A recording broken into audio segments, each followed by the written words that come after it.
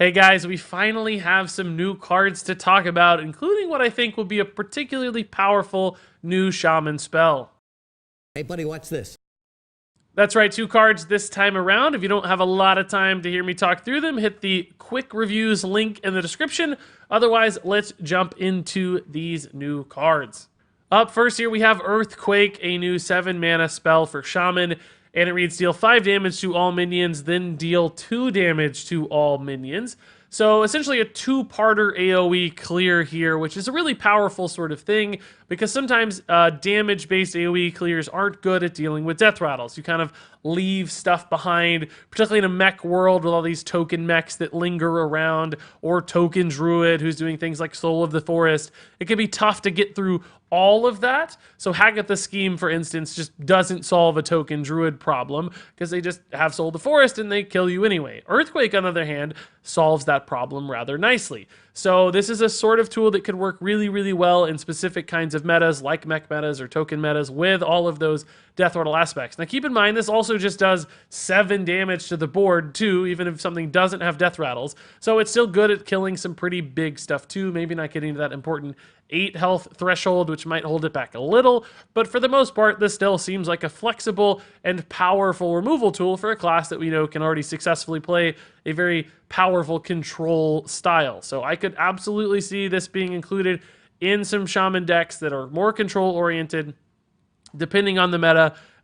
Better than Hagatha Scheme in some ways, worse in others. So it might just depend. Maybe you run one of each. Maybe a deck commits to one versus the other, depending on what they're trying to achieve. But clearly a card that has some playability in my mind, way better than, for instance, something like Flame Strike in most cases. Now, the fact that it does do damage to all minions is a bit of a downside, obviously, compared to other cards like Flame Strike, but totally fine, as we've seen with cards like Hagatha Scheme, Warpaths even. Often that's okay, sometimes even a potential upside if you can build your deck around it. And although Shaman does have stuff that lingers around on the board, like totems, you're willing to sacrifice those in order to stabilize, and these are the sorts of cards you like playing from behind anyway, so not a really particular significant downside, and a card that still just looks really fantastic despite that. So now let's take a look at Impbalming. Very clever name, as always. They love these imp puns at Blizzard. This one, a 4-mana spell for Warlock. You destroy a minion, so nice single target removal card here. And then you shuffle 3 worthless imps into your deck. And if you don't remember worthless imps, those are just the 0-mana 1/1 imps that other cards like Sense Demons can also generate. So theoretically here, this is, an anti-fatigue kind of card in a way, where you could, if you run 2 of these, add 6 additional cards to your deck, which could be meaningful in some decks. But generally speaking, I think this is going to be a downside, as we've seen with cards like Psychic Scream in the past. Shuffling bad stuff into your deck is really a problem because you're just drawing bad things.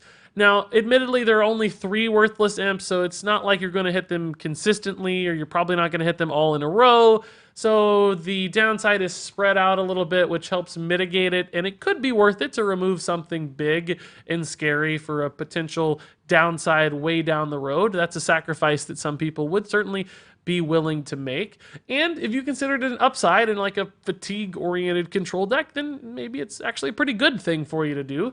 And as we know, Warlock can draw through a lot of cards, so hitting an imp occasionally, you still have life tap, you could still get a good card, even if you do draw an imp here and there. So I don't think this downside's as bad for Warlock as it might be for other classes, and again, not even always a downside. So what you're looking at is a 4-mana removal spell, which is certainly very efficient for a single target removal card like this. It's just, is it going to be worth it? And does Warlock have other things they can do more effectively or more efficiently? Like, would they just rather run a Siphon Soul, for instance? Maybe that 2-mana difference isn't really all that big of a deal, and the healing's worth a little more. But cards like Blast Crystal Potion in the past were run in Warlock, so a card like Impbalming, I think, could be as well. So do I think this is going to be a standout card that every Warlock deck runs? No, I don't think so. I think the punish of the imps won't be worth it for a lot of people, but will it pop in occasionally? Yeah, I think it has the potential for certain decks to like it, and if there's ever a fatigue Warlock deck that doesn't feel like committing to Archivist Elysiana for some reason, then sure, Impbalming could actually help solve another problem, which altogether means it's a playable card, if not a particularly outstanding one. So there you go, folks. That wraps it up for the detailed reviews. Now, real quickly, let's rate these suckers from 1 to 5 stars. Earthquake is a 4-star card. Impbalming is a 3-star card. All right, so only 2 cards this time around. Believe me, I wish there were more. I hate trickling out these card reviews just like you guys do. Nonetheless, it's what we got, so we're going to make do.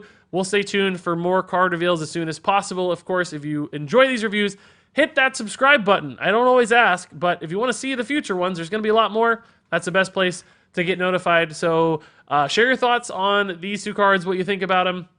Share your thoughts on what we might see in the future as well. I'm as hyped as anybody. Thank you so very much for watching, and until next time, game on.